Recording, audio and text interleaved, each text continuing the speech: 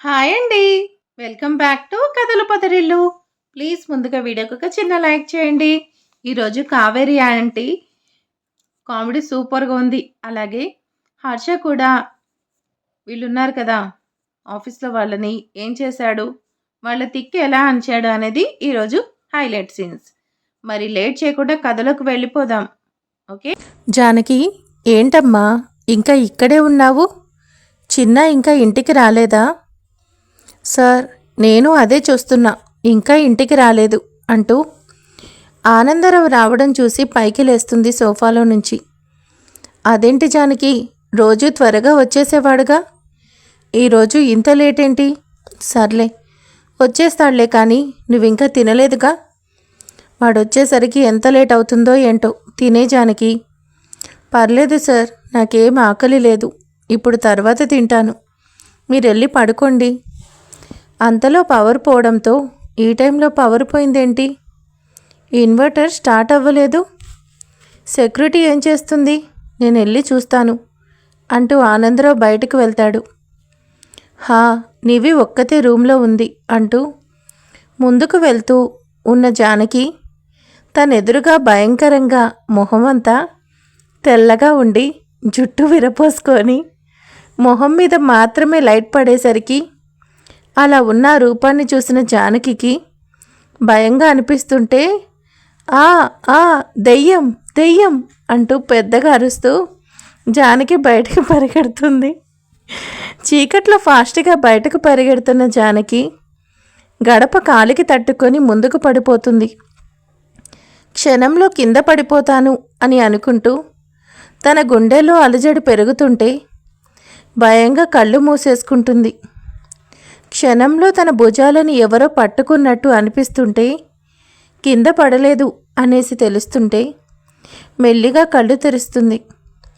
అప్పటికే పవర్ వచ్చేయడంతో తన భుజాలను పట్టుకొని ముందుకు వంగి ఉన్న హర్షాన్ని చూస్తూ ఉంది. హర్ష కళ్ళల్లో టెన్షన్ తెలుస్తుంటే అన్నీ మర్చిపోయి హర్షకేసి చూస్తూ ఉంది జానకి. జాను, వచ్చేటప్పుడు చూసుకునే పని లేదా? నేను కాస్త లేటుగా వస్తే ఏమయ్యేది? కాస్త కళ్ళు దించు. నన్ను చూసినప్పుడు నెత్తిన పెట్టుకున్నట్టు కాదు జాను. నా కోసం నేను లేనప్పుడు ఎదురు చూస్తావే, అలా చూడు. టెన్షన్ అవ్వకు, ఏం కాలేదే అంటూ చిన్నగా స్మైల్ చేస్తాడు హర్ష.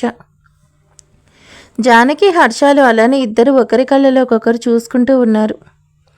ఇద్దరిని చాలాసేపటి నుంచి అలానే చూస్తూ ఉన్న ఆనందరావుకి మనసు ఆనందంగా ఉంటే కళ్ళలో నీళ్లు తుడుచుకుంటూ మీరెప్పుడు ఇలానే ఆనందంగా ఉండాలి అని అనుకుంటూ చిన్నగా దగ్గుతూ అప్పుడే వస్తున్నట్టు వస్తాడు. ఆనందరావు రావడం చూసి హర్ష జానకిని సరిగ్గా నిలబెట్టి దూరం జరుగుతాడు. చిన్న, వచ్చేసావా? హా డాడ్, ఇప్పుడే వచ్చాను. చిన్న, నేను వచ్చావా అన్నానే కానీ ఎప్పుడొచ్చావా అనలేదు. ఉప్స్, డాడీకి దొరికిపోయేలా ఉన్నానే అని అనుకుంటూ, అవును జాను, ఏంటి అలా అరిచావు? అప్పుడే గుర్తొచ్చిన జానకి భయంగా కళ్ళు తిప్పేస్తూ, మన ఇంట్లో దెయ్యం ఉంది హర్ష గారు. పవర్ పోయినప్పుడు హెయిర్ విరబోసుకొని తెల్లగా మొహం మాత్రమే కనిపిస్తుంది. నాకు భయమేసింది హర్ష గారు. ఏమంటున్నావు జానకి? మన ఇంట్లో దెయ్యం ఏంటి? పవర్ పోయినప్పుడు దేన్నో చూసి భయపడి ఉంటావు అంతే. కాదు సార్, నేను చూశాను. నేను అరిస్తే అది కూడా అరిచింది. నేను బయటకు వచ్చేసాను, నీవే లోపలే ఉంది అంటూ లోపలికి వెళ్తుంటే, Janu wait relax, first cool అవ్వు, నేనున్నాను కదా అంటూ తన చెంప మీద చెయ్యి వేసి నిమురుతూ లోపలికి వెళ్దాం పదా అంటూ లోపలికి తీసుకెళ్తాడు హర్ష. ఎక్కడా అంటూ హర్ష చూస్తుంటే, ఇక్కడే చూశాను అంటూ జానకి చూపిస్తుంది. అంతలో చిన్న చిన్నగా మూలగడం వినిపిస్తుంటే హర్ష అటు వైపు వెళ్తుంటే హర్ష వెనకే జానకి, ఆనందరావు కూడా వస్తారు. కిచెన్లో మూలన ఓ ఆకారం మూలుగుతున్నట్టు ఉంటే హర్ష దగ్గరికి వెళ్ళి పిన్ని అంటాడు. అటువైపు తిరుగున్న కావేరిని చూస్తూ హర్ష మాటకి ఇటువైపు తిరగగానే కావేరి ఫేస్ చూసి హర్ష వెనక్కి వచ్చేస్తూ అంటే నేను చూసింది మేడం గారినా అనుకుంది జానకి. ఒసేయ్, నువ్వేంటి ఇక్కడ ఈ అవతారం వేసుకొని వచ్చి ఏం చేస్తున్నావు? గాస్కెట్ కింద ఇరుక్కొని ఉన్న కావేరిని మెల్లిగా బయటకు వస్తుంటే హర్ష హెల్ప్ చేసి బయటకు తీస్తాడు. అమ్మయ్య, మీరందరూ వచ్చేసారా? జానకి దెయ్యాన్ని చూసి నన్ను వదిలేసి వెళ్ళిపోయావంటే జానకి దెయ్యాన్ని చూసి నన్ను వదిలేసి వెళ్ళిపోయావేంటి? నేనెంత భయపడ్డానో తెలుసా? ఎక్కడ దెయ్యం వెళ్ళిపోయిందా జానకి? నన్ను ఎక్కడ పట్టుకుంటుందో అనేసి ఇక్కడ దాక్కున్నా. అప్పుడు దెయ్యం రాదు కదా. ఎలా ఉంది నా తెలివి? వసేయ్ ఏడ్చినట్టే ఉంది నీ తెలివి. దెయ్యాన్ని చూసి నిన్ను వదిలేసి పారిపోలేదు. ఈ అవతారంలో ఉన్న నిన్ను చూసి దెయ్యం అనుకొని పారిపోయింది. ఈ మేకప్ వేసుకొని బయటకు వచ్చి జనాల్ని భయపెడతావా? అంతసేపు రూమ్లో ఉండి చేసిన పని ఇదా నువ్వు? ఏంటి జానకి, నన్ను చూసి భయపడ్డావా? నేను నువ్వలా అరిస్తే నిజంగానే దెయ్యం వచ్చిందని అనుకున్నా. ఇది నైట్ మేకప్. నైట్ టైంలో నేను రీల్స్లో బ్రైట్గా కనిపించడానికి వేసుకునే మేకప్ ఇది. వేసుకుంటే నేను చిన్నపిల్లలా ఉన్నాను కదా. నువ్వెందుకు భయపడ్డావు?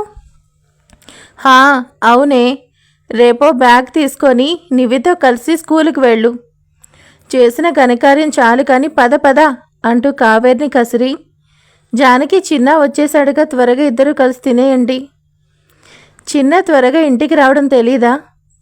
ఇప్పటివరకు అమ్మాయి కూడా నీకోసం ఎదురు చూస్తూ ఉంది అంటూ చెప్పి ఆనందరావు వెళ్ళిపోతాడు. ఓయ్ జాను, ఏంటే నేను రావడం లేట్ అయితే తినడం తెలీదా? నా కోసం వెయిట్ చేస్తుంటావా? బొజ్జులో బేబీకి కూడా ఆకలి వేస్తుంది కదా. హలో, కాస్త తట్టుకో. నేనేమీ నీకోసం వెయిట్ చేయలేదు.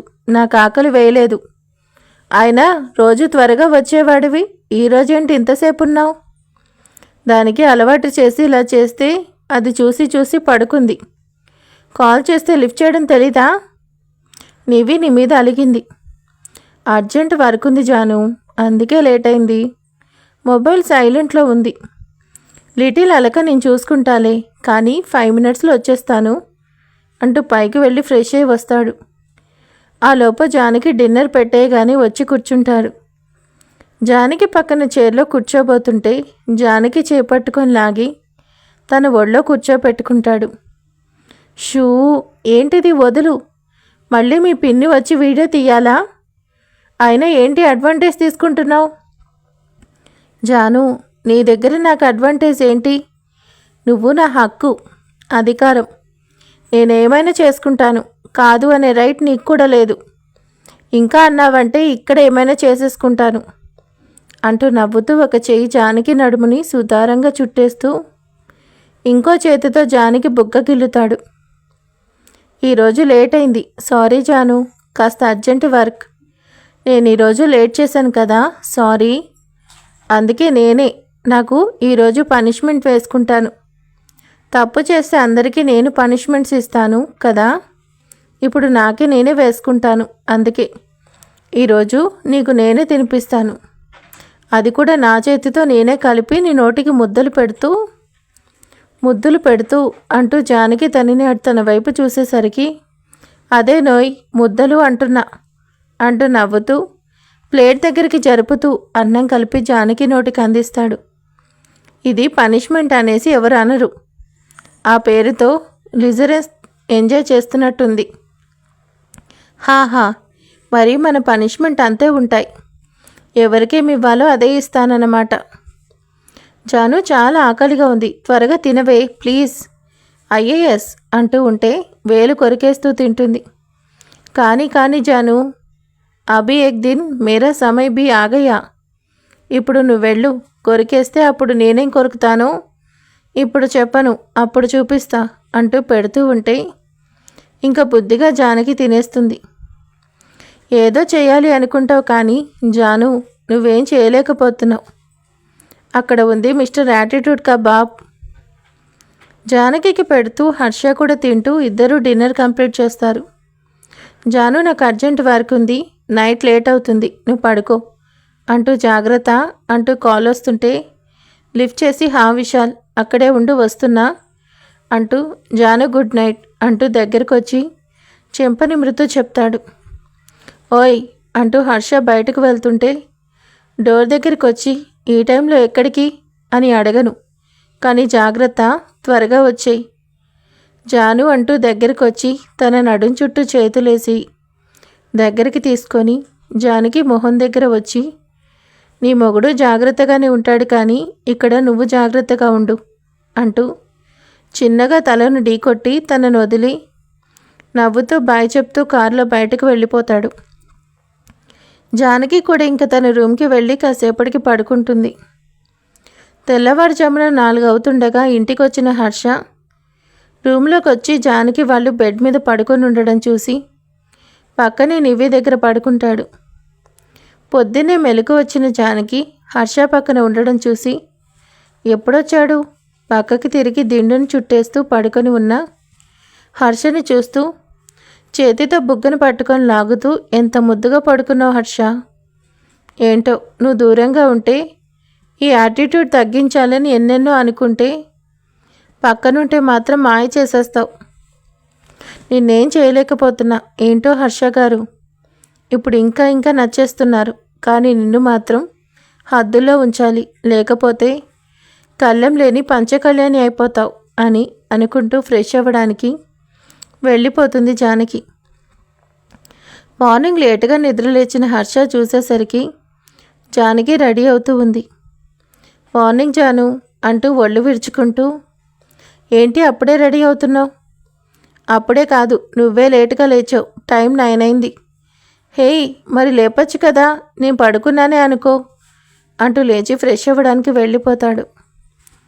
చాక్లెట్, నిన్న నువ్వు నాతో మాట్లాడలేదు, నేను నీతో మాట్లాడను. హర్ష తన 2 చెవులు పట్టుకుని ప్లీజింగ్ అన్నట్టు చూస్తూ నేను నిన్న నైట్ రాలేదు కదా లిటిల్, అందుకే ఈరోజు ఈవినింగ్ త్వరగా వచ్చేస్తాను. అప్పుడు నువ్వెక్కడికంటే అక్కడికి వెళ్ళిపోదాం, సరేనా? ప్లీజ్ లిటిల్, ఒక్కసారికి ఫర్గివ్ చే లిటిల్, సారీ అంటూ ఉంటే నివి నవ్వేగానే నివిని తీసుకొని కిందకు వచ్చేసి అందరూ కలిసి టిఫిన్ చేసేస్తారు. చిన్న ఈరోజే కదా బోర్డ్ ఆఫ్ డైరెక్టర్స్ మీటింగ్? హా అవును డాడ్, వాళ్ళకి ఇచ్చిన టైం కంప్లీట్ అయ్యేదానికి లాస్ట్ డే కూడా ఈరోజే. 11కి వాళ్ళకి ఇచ్చిన టైం కూడా అయిపోతుంది. Don't worry dad, I will take for that అంటూ నవ్వుతూ లిటిల్ని తీసుకొని స్కూల్లో డ్రాప్ చేసి ఆఫీస్కి వెళ్ళిపోతాడు హర్ష. హర్ష హర్ష వాడేమన్నా దేవుడా లేదా పైనుంచి ఊడిపడ్డా? మనలాంటి మనిషే కదా. అక్కడ మేమంతమంది ఉన్నాం, వాడు ఆఫ్టర్ ఆల్ ఒక్కడు. వాడొక్కడేం చేస్తాడు? నేను ఇప్పుడే ఆఫీస్కి వెళ్తున్నా, ఇలా ప్రతిసారి కాల్ చేసి వాడి గొప్పలు చెప్తూ నన్ను విసిగించుకుతారా అంటూ కాల్ కట్ చేసి రామ్ వైపు కార్ పోనిస్తాడు కరణ్. హర్ష ఈరోజు ఫస్ట్ టైం నువ్వు ఓడిపోతున్నావు, నేను నిన్ను ఓడిపోయేలా చేస్తున్నా. అందరూ కూడా నీ గురించి అది ఇది అంటూ అంతేసి చెప్తున్నారు. వాళ్ళలో భయాన్ని ఓటమిని నా గెలుపుతో ఒకేసారి పోగొడతాను. The next CEO of the Rams mister Harshit Ram, ఇకపై ఓన్లీ రామ్ అంటూ బోర్డు మీద రామ్స్ నేమ్ చూస్తూ త్వరలోనే అక్కడ కరణ్ అని మారిపోతుంది అని నవ్వుతూ హర్షిత్ ఆఫీస్లోకి వెళ్తాడు. హేయ్, నువ్వు వాడి సెక్రటరీ కదా, ఏంటి ఇంకా ఇక్కడే ఉన్నావు? మీటింగ్ టైం అవుతుంటే ఈసారికి రావడం తెలీదా? నా ముందు వాడు వీడంటే గూబ పగిలిపోతుంది. మా సార్ అదే మాట అన్నావంటే ఏం పగులుతుందో నేను చెప్పలేను. మా సార్ మూడ్ అసలే క్షణానికి ఒకసారి మారిపోతుంది. మా సార్ ఆల్రెడీ కాన్ఫరెన్స్ హాల్లో మీకోసం వెయిట్ చేస్తూ ఉన్నారు, కానీ ఇంతవరకు ఒక్కరు కూడా రాలేదు, నువ్వే వచ్చావు. అసలు మీటింగ్ కండక్ట్ చేసిన వాళ్ళు ఇంత లేటుగా రావడం ఏంటి? అసలు వస్తారా లేదా ముందు అది కనుక్కో. మా సార్ని అనడం కాదు, ఆ హర్షకే కాదు, హర్ష దగ్గర ఉండే వాళ్ళకు కూడా వాళ్ళలాగానే బలుపు బాగా ఉంది. ఈ రోజుతో అందరికీ సెట్ అయిపోతుంది అంటూ ఆ కాన్ఫరెన్స్ హాల్లోకి వెళ్తాడు Karan. Welcome welcome mister Karan. Sahu come come. Why are you getting late man? Sharp time fix చేసినప్పుడు టైంకి రావడం కూడా తెలీదా? టైం మెయింటైన్ కూడా రాదా? ఇదేనా నువ్వు నేర్చుకున్న మేనర్స్ కరణ్? సాహు, నువ్వే ఇలా ఉంటే నీ ఎంప్లాయీస్కి ఇంకా నువ్వేం చెప్తావు? నిన్ను చూసి వాళ్ళే నేర్చుకుంటారు. ఏంటి, కూర్చోమని నీకు సపరేట్గా చెప్పాలా లేదా? నేను చెప్పే వరకు కూడా నా ముందు కూర్చోవాలంటే నీకు భయమా అంటూ కళ్ళకున్న గ్లాసెస్ తీస్తాడు. నిన్ను చూసి నేను భయపడ్డం ఏంటి అంటూ హర్షకి ఆపోజిట్లో కూర్చుంటూ, ఈరోజు నువ్వు కూర్చోడానికి ఆ సీట్ కూడా లేకుండా చేయాలని వచ్చాను అంటాడు కరణ్. హా, సీట్ లేకుండా చేయడానికి నువ్వేమన్నా వుడెన్ వర్క్ చేస్తున్నావా, లేదా పార్ట్ టైం దొంగతనాలు చేస్తున్నావా? చైర్ లేకుండా చేస్తానంటున్నావు. Harsha, you talking too much. I will see your end. నా అంచు కూడా పీకలేవు, నువ్వు నా అంతు చూస్తావా? పర్లేదు, డే డ్రీమ్స్ బాగానే ఉన్నాయి, కానీ ఏదో చేస్తా అంటున్నావు. నేను ఇక్కడే ఉన్నాను, కానీ నువ్వేం చేయడం లేదు. నువ్వేమన్నా చేస్తే చూడాలని నాకు ఉంది. త్వరగా చేయి కరణ్. అవును, ఏంటి ఇంతసేపు అయినా కూడా రిమైనింగ్ వాళ్ళు ఎవరూ రావడం లేదు? అసలు వస్తున్నారా లేదా అంటూ చైర్లో వెనక్కి వాలుతూ అడుగుతాడు హర్ష. కొంప తీసి నాకు భయపడి రావడం మానేశారా ఏంటి? ఒకసారి కాల్ చేసి కనుక్కో కరణ్. అసలు వస్తున్నారో లేదో తెలుసుకో. యూ అంటూ పిడికిలి బిగిస్తూ, వాళ్ళు ఎక్కడ చచ్చారు, అసలు రాకుండా ఏం చేస్తున్నారు అంటూ ఒకరి కాల్ చేస్తాడు. కానీ వాడు లిఫ్ట్ చేయకపోతుంటే ఇంకొకడికి, అలా అందరికీ కాల్ చేస్తూ ఉంటే కాల్ లిఫ్ట్ చేయకపోతుంటే పిచ్చి లేచిపోతుంది కరణ్కి. విశాల్ సార్ అంటూ లోపలికి వస్తాడు విశాల్. విశాల్, మన బోర్డ్ ఆఫ్ డైరెక్టర్స్ ఎవరు కూడా పాపం కరణ్ కాల్ లిఫ్ట్ చేయడం లేదు. అసలు ఉన్నారా పోయారా? అదంతా మనకేం తెలుసు సార్. వాళ్ళు ఇప్పుడు ఇలా ఉన్నారో ఎక్కడున్నారో అంటూ సెటర్ వేస్తాడు విశాల్. విశాలం, నువ్వు అని నేను అని పాపం ఇప్పటికే వాళ్ళు ఏమయ్యారో తట్టుకోలేకపోతున్నాడు. కానీ వాళ్ళు ఎక్కడున్నారో ఒక్కసారి వాళ్ళతో మన కరణ్ని మాట్లాడించు. సార్, వాళ్ళు ఇప్పుడు ఎక్కడుంటారో ఏం చేస్తుంటారో తనకు తెలియకపోయినా మనకు తెలుసు కదా అంటూ, నేను ఇప్పుడే కాల్ చేస్తాను అంటూ కాల్ చేసి మాట్లాడి, సార్ వాళ్ళే లైన్లో ఉన్నారు. వాళ్ళేమన్నా నా గర్లెండ్సే ఏంటి మాట్లాడడానికి? వాడికే ఇవ్వు ఫోన్ అని అనగానే ఫోన్ కరణ్ చేతికిస్తాడు. కరణ్ ఫోన్ చేతిలోకి తీసుకుని కోపంగా, అందరూ కట్టకొట్టుకొని ఎక్కడ చచ్చారు అంటూ అరుస్తాడు కరణ్. మేమంతా కూడా ఇన్కమ్ ట్యాక్స్ ఆఫీస్లో ఉన్నాం. వాట్? ఇన్కమ్ ట్యాక్స్ ఆఫీస్లో ఉన్నారా? అందరూ కలిసి అక్కడేం చేస్తున్నారు? మీకేమైనా పిచ్చి పట్టిందా? కరణ్, నిన్న మిడ్నైట్ మా అందరి ఇళ్ళ మీద ఇన్కమ్ ట్యాక్స్ రైడ్ జరిగింది. మా దగ్గర ఉన్న అసెట్స్, ప్రాపర్టీస్, మనీ, గోల్డ్ అంతా కూడా తీసుకెళ్ళిపోయారు. మార్నింగ్ ఆఫీస్కి రమ్మన్నారు. ఇక్కడికి వచ్చాకే తెలిసింది మా అందరి హౌసెస్లో రైడ్ జరిగింది. కానీ ఇప్పుడు వాళ్ళని అడుగుతుంటే మేమేం రైడ్ చేయలేదు అంటున్నారు. వాట్ అంటూ కరణ్ పెద్దగా అరుస్తాడు. హేయ్, నాకు సౌండ్ పొల్యూషన్ పడదు. ఏమంటున్నారు నీ తోకలు అంతలా అరుస్తున్నావు? ఇన్కమ్ ట్యాక్స్ డిపార్ట్మెంట్లో ఎందుకున్నారు? పాపం అంటూ ఫోన్ తీసుకొని స్పీకర్ ఆన్ చేసి, హలో బోర్డ్ ఆఫ్ డైరెక్టర్స్, ఏంటి అందరూ ఇన్కమ్ ట్యాక్స్ డిపార్ట్మెంట్లో ఏం చేస్తున్నారు? నిన్న నైట్ మీ ఇంట్లో రైడ్ చేసి కూడా చేయలేదు అంటున్నారా ఏంటి? పాపం వాళ్ళు నిజమే చెప్తున్నారు. మీకు జరిగింది నిజమే, కానీ ఆ రెండోది నిజం కాదు. ఇప్పుడు నేను చెప్పేదే నిజం. హేయ్, ముందుది చెప్పండి. మీరంతా కూడా చదివి డిగ్రీ తీసుకున్నారా, లేదా ఏదైనా ఓపెన్ మార్కెట్లో కొట్టుకొచ్చారా? Harsha, you are talking too much. Government officials duty timings morning 10 to 4, కానీ నిన్న మీ ఇంటికి మిడ్నైట్ ఇన్కమ్ ట్యాక్స్ వాళ్ళు వచ్చారు. ఆ చిన్న లాజిక్ కూడా తెలియని మీరు బోర్డ్ ఆఫ్ డైరెక్టర్స్, మీరు నాకు ఎగనెస్ట్.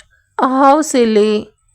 అక్కడ ఉండి టైం వేస్ట్ చేయకుండా త్వరగా వచ్చేయండి, మ్యాటర్ ఫ్లోలో ఫినిష్ చేసేద్దాం అంటూ కాల్ కట్ చేసి విశాల్కి ఫోన్ క్యాచ్ చేస్తాడు. సార్, వాళ్ళు వచ్చేలోపు మీకేమన్నా చెప్పమంటారా? నాకేం వద్దు, కానీ సార్ మన గెస్ట్ కదా, పైగా చాలా కోపంలో ఉన్నారు. చల్లగా కూల్ డ్రింక్ తీసుకురా చెప్తా. హర్షిత్ రామ్ చుప్.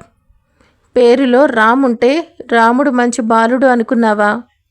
పక్కా ఖతర్నాక్ గాడిని. నా ముందు వాయిస్ రేస్ చేస్తే వాయి తీస్తాను. తగ్గి మాట్లాడు అంటాడు హర్ష. హర్ష సూపర్ జలకిచ్చాడు కదా, నాకైతే భలే నచ్చింది. చూసారా అండి ఈరోజు ఎలా ఉంది ఎపిసోడ్? నాకైతే సూపర్ నచ్చి ఫన్నీ అయిపోయి బాగా నవ్వేశాను. మరి మీకు ఎలా ఉంది? మీరు కూడా బాగా నవ్వారా, ఎంజాయ్ చేశారా అనేది ప్లీజ్ నాకు కామెంట్ చేసేయండి. అలాగే హర్షది కూడా బాగుంది కదా ఈరోజు స్టోరీ. ప్లీజ్ వీడియోకి ఒక చిన్న లైక్ చేయండి, కామెంట్ చేయడం మాత్రం మర్చిపోకండి. Thank you for watching. Good nights and sweet dreams. Keep smiling. Thank you.